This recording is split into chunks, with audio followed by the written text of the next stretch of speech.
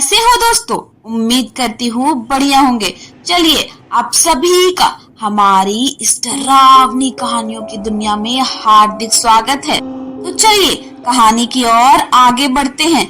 दिल्ली की सर्दियां मतलब जी का जंजाल। रजाई से ऐसा अटूट प्रेम हो जाता है कि दिन भर उसे बाहों में भर सीने से लगाए रखने का मन करता है। पर वो सर्दी खाने का एक अलग ही आनंद भी होता है। गोवा में रह रहे मुकेश ने इसी आनंद को महसूस करने के लिए इस बार सर्दियों में दिल्ली जाने का निर्णय लिया। तपती आग के पास बैठे मूंगफली और रेवड़ी चबाते हुए किस्से कहानियों का दौर चल रहा था। यार कुछ बढ़िया सुनाओ आज, मतलब कुछ ऐसा जिससे मजा आ जाए, मतलब दिल खुश हो जाए। मित्रों की बात सुन मुकेश थोड़ा मुस्कुराया और फिर गंभीरता से बोला, एक वाकया है जो मेरे बैंक की पहली पोस्टिंग के दौरान हुआ था। दिल खुश होने की तो गारंटी नहीं ले, पर मजा जरूर आएगा। इरशाद इरशाद सभी दोस्त कहकर हंसने लगे। मुकेश ने शुरू किया, ये बात है 2013 की, जब मेरी पहली पोस्टिंग मुंबई में हुई थी। मुझे मलाड से फोर्ट रॉस लोकल के ऑफिस आना होता था। इसी तरह मुझे मलाड के रहेजा टाउनशिप स्टाफ क्वार्टर में एक फ्लैट मिल गया। फ्लैट एक पर था, पर हम रहने वाले 3। एक भद्रा ब्रांच के मैनेजर सतीश सर और दूसरा बोरीवोल ब्रांच के राजेश सर। पहले दिन मैं चटाई बिछाकर ड्राइंग रूम में ही सो गया। अगली सुबह दफ्तर के लिए तैयार होते मेरी नजर साथ के बेडरूम पर पड़ी। बिल्कुल साफ सुथरा, नई चादर बिछाई हुई वो कमरा मानो मुझे बुला रहा हो। उधर जाना मना है, जल्दी तैयार हो जाओ वरना 8:55 वाली लोकल छूट जाएगी, कह राजेश सर ने उस बेडरूम का दरवाजा बंद कर दिया। जी सर। हम तीनों घर से एक साथ निकल रहे थे। तब जाते जाते मैंने पीछे मुड़कर उस कमरे की तरफ देखा तो उसका दरवाजा खुला, लाइट ऑन और पंखा चल हुआ था। सर सब ऑन है उस कमरे का। मैंने हैरानी जताते हुए दोनों सीनियर्स का ध्यान उस तरफ आकर्षित करने की कोशिश की। हाँ पता है, चलो बाहर, दोनों राजेश सर और सतीश सर ने एक सुर में कहा। हम तीनों एक साथ बाहर आ गए। मैंने एक हल्का धक्का सा महसूस किया, न केवल अपने शरीर पर अपितु अपने जिज्ञासा पर भी। सर आप बाहर का दरवाजा लॉक करना भूल गए। मैंने फिर दोनों को अवगत कराया। यार ये कितना बोलता है, राजेश सर ने चिढ़ते हुए कहा। चलो मुकेश, एक और साथी आने वाला है, उसके लिए दरवाजा सिर्फ हाथ से बंद किया है, लॉक नहीं लगाया, सतीश सर ने मुझे प्रेम पूर्वक समझाया। पर सर कुंडी तो लगा दीजिए। रहने दो ना भाई, यहाँ आसपास कोई नहीं रहता, चुपचाप चलो। पहला दिन होने के कारण हम ब्रांच से तकरीबन 5 बजे निकल गए और 6:15 बजे मलाड स्थित फ्लैट में वापस लौट आए। दरवाजा ठीक वैसा था, पर उस कमरे का पंखा लाइट ऑफ था। हमने फ्लैट में नजर मारी, पर कोई नहीं था। सर तो कह रहे थे कि एक और साथी आएगा। ये सोच हमने दरवाजा अंदर से बंद कर दिया। हाथ मुंह धोकर हमने घर के बने हुए बेसन के लड्डू खाए।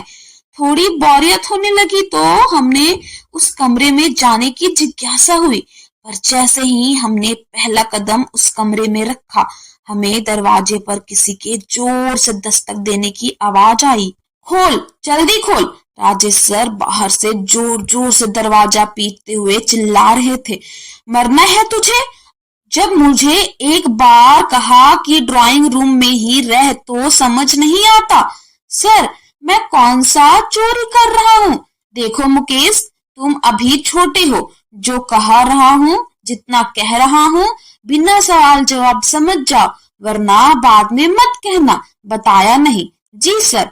राजेश सर की लाल आंखें और उसमें बसे क्रोध और डर ने हमें चुप रहने पर विवश कर दिया। किस्मत से अगला दिन शनिवार का था और हाफ डे होने के कारण हम 2 बजे वापस आ गए। दरवाजे की जाली से हमने फ्लैट के अंदर देखा। इस बार सुबह की भांति उस कमरे का पंखा, लाइट सब ऑन था। हमने फ्लैट के अंदर ना जाते हुए उस बिल्डिंग का दौरा करना ठीक समझा। एक अजीब सी उत्सुकता हुई थी कि देखा जाए हम आखिर रहते कहाँ हैं। 2 मंजिला इमारत के पहले तल पर बैंक का सॉफ्ट क्वार्टर था। उस तल पर बने बाकी दोनों फ्लैट पर ताला लगा हुआ था। हम दूसरे तल पर जैसे ही पहुंचे, चारों तरफ जाले और फर्श से जमी हुई गंदगी पाई, जैसे किसी ने उधर सालों से सफाई ना की हो। किसी तरह अपना सिर मकड़ी के जालों से बचाते बचाते मैं दूसरे तल पर बने फ्लैट के दरवाजे तक पहुंच गया, पर उस पर ताला लगा था और बाहर की लाइट टूटी फूटी थी। उसी तल पर बाकी के दोनों फ्लैट भी बंद पड़े थे। बैंक को इसी इमारत में स्टाफ क्वार्टर बनाने का क्या सूझा? हमने मन ही मन फुसफुसाया। एक इमारत में 5 फ्लैट बंद है और सिर्फ एक फ्लैट खुला है, हमारा, और वो भी ऐसा कि जिसे दिन रात हम ताला तो दूर, कड़ी तक नहीं लगा सकते। ये सब मुझे बड़ा ही अजीब लगा। सिगरेट और जिज्ञासा की तलब मुझे पास के पानवाड़ी तक खींच लाई। ये रहेजा टाउनशिप ब्लॉक ए इमारत में कोई दिक्कत है क्या? हवा में छल्ले बनाते हुए हमने पानवाड़ी से सवाल किया। पास में खड़े 4-5 लोगों ने हमको ऐसे घूरा जैसे हमने मोदी जी का गुणगान कर दिया हो। वो तुरंत वहां से रफू चक्कर हो गए। क्यों हमें बर्बाद करने पर तुले हो भैया? पानवाड़ी की आवाज में भय और शौक दोनों था। पर मैंने तो इतना ही पूछा है कि उस इमारत में भूत है, उस इमारत में भूत है। पानवाड़ी ने मेरी बात बीच में ही काटते हुए कहा। हमारे पैरों के नीचे से जमीन खिसक गई। सिगरेट भी अब अपना असर छोड़ रही थी। साहब, कोई नहीं रहता उस इमारत में सिवाय उन बेवकूफ बैंक वालों के। उनको भी 1000 बार कहा, पर शायद भूत से दोस्ती हो गई है उनकी। जाने दो, मरने दो सालों को। आप कहाँ रहते हो साहब, और उस इमारत के बारे में क्यों पूछ रहे हो? वह पानवाड़ी सवाल करता हुआ रहा और मैं वहां खड़ा रहा। मैं हिलना चाहता था, वहां से भागना चाहता था, पर मेरे मन और मेरे शरीर दोनों को जैसे सांप सूंघ गया हो। पानवाड़ी के सवाल मेरी सिगरेट से निकलते धुएं की तरह आसपास में हवा में उड़ रही थी, क्योंकि वो क्षण मैं वहां था ही नहीं। मैं उस चटाई पर था जिस पर मैं पहली रात उस फ्लैट में सोया। मैं उस कुर्सी पर था जिस पर बैठकर मैंने बेसन के लड्डू खाए। मैं उस दरवाजे के भीतर था जिस पर ताला और कुंडी कभी लगाई नहीं जाती थी।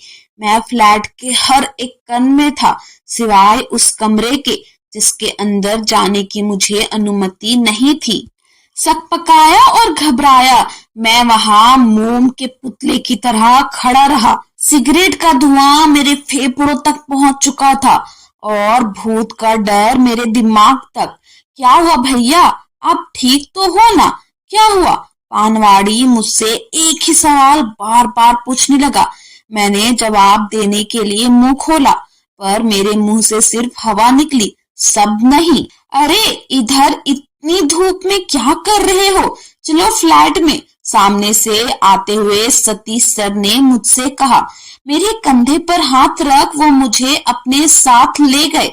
चलते चलते मैंने पीछे पानवाड़ी की तरफ देखा और उसकी आंखों में एक खौफ, एक बेचैनी पाई। हैरान परेशान वह अपने माथे से पसीना हटाने के अलावा कुछ और ना कर सका। आप चलिए सर, मैं आता हूँ, मैंने बहाना बनाते हुए कहा। अशांति और तनाव ने मेरे मन मस्तिष्क को घेर लिया था। मैं किसी भी कीमत पर उस फ्लैट के अंदर नहीं जाना चाहता था।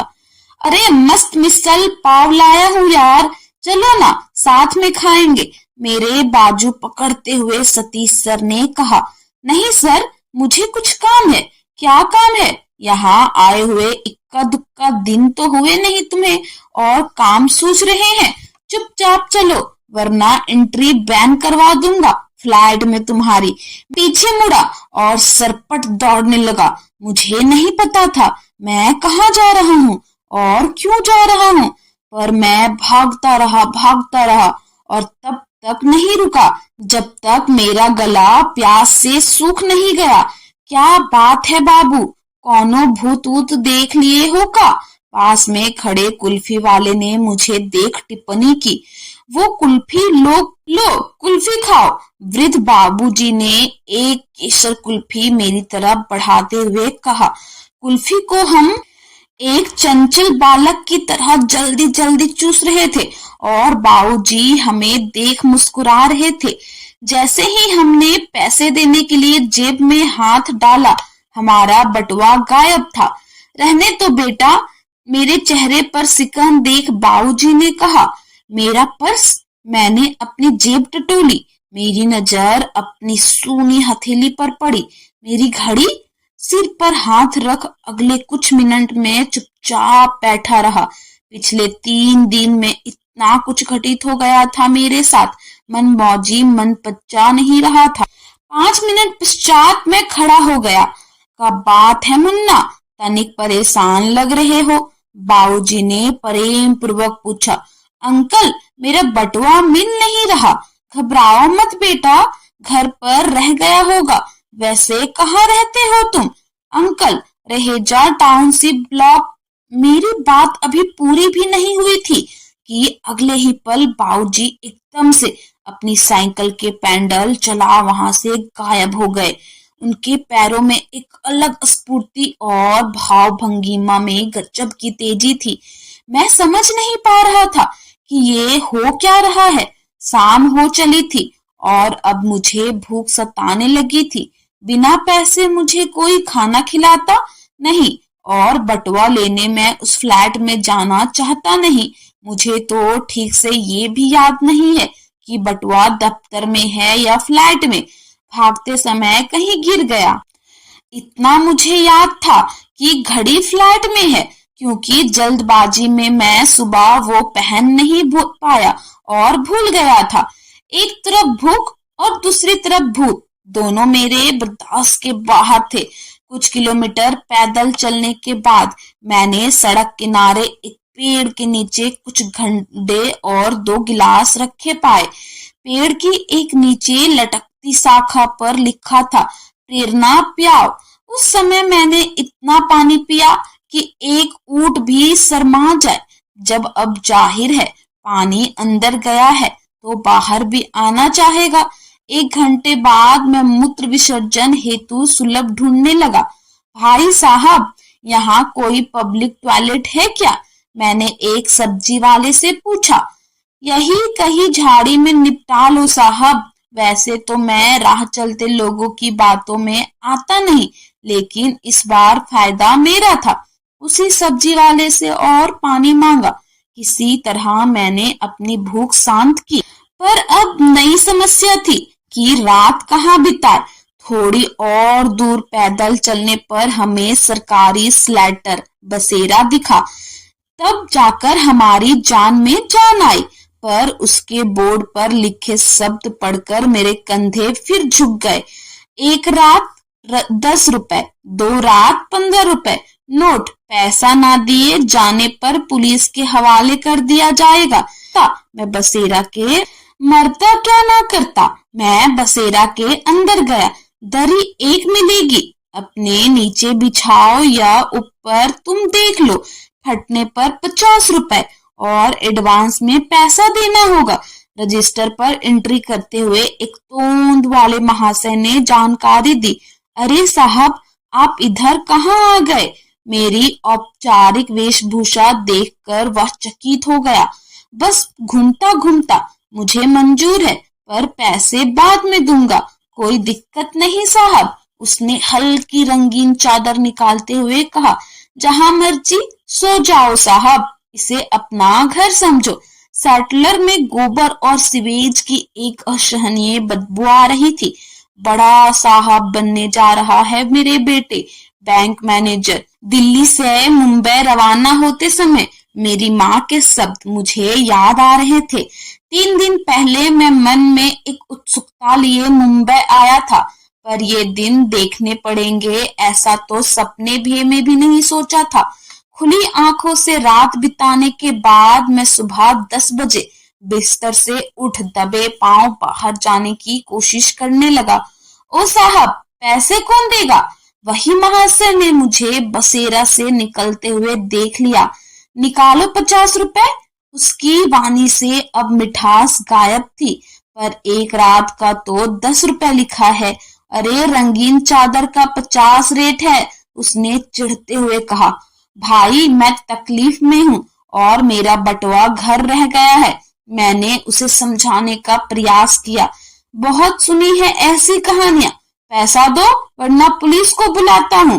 पढ़ा लिखा इंसान की एक कमजोरी होती है, वो पुलिस से डर जाता है। मेरे आंसू निकलने ही वाले थे।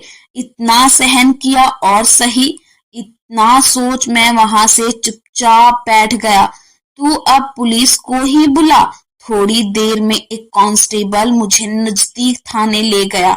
दिखते तो ठीक घर के हो, फिर ऐसे काम क्यों करते हो? हम थाने पहुंच चुके थे। साहब, ये बिना पैसे दिए सेटलर से निकल रहा था। वहां उपस्थित सब इंस्पेक्टर ने मुझे ऊपर से नीचे तक 2 बार देखा। उसकी वर्दी पर उसका नाम चमक रहा था, सब इंस्पेक्टर विवेक। इसका नाम, नंबर और पता नोट करो। जाने दो। अपना नाम और नंबर बताने के बाद मैं चुपचाप हो गया। पता बताने का पैसा लेगा। रहेजा टाउनशिप, ब्लॉक ए, फ्लैट नंबर 3। जाने दे इसे। बस साहब, पता ही लिख रहा हूँ। फिर तूने सुना नहीं? भगा इसको यहाँ से, अभी के अभी। उन्होंने सिंघम स्टाइल में अपना लिया। अब सब इंस्पेक्टर साहब के एकदम चिल्लाने से कांस्टेबल महत्रे भी डर गया। जा यहाँ से, साहब को कुछ काम है। सर पर अपना पूरा पता दो। ये निकल यहाँ से और दोबारा इधर आसपास भी दिखियो मत। इंस्पेक्टर विवेक ने कांस्टेबल को बाहर भेज सामने रखी फाइल बंद की और अपनी आंखों पर हाथ रख लिया। उसके रोंगटे खड़े हो गए। 5 साल पहले की घटना उसके दिमाग में घूम गई। पर क्या थी वो घटना और उसका उस फ्लैट से क्या संबंध था? क्या कुछ ऐसा घटित हुआ था उधर जो अभी भी अनसुलझा था, जिसकी तह तक पहुंचना जाना अभी बाकी था? इन सभी सवालों का जवाब मैं अगले भाग में लेकर आऊंगी।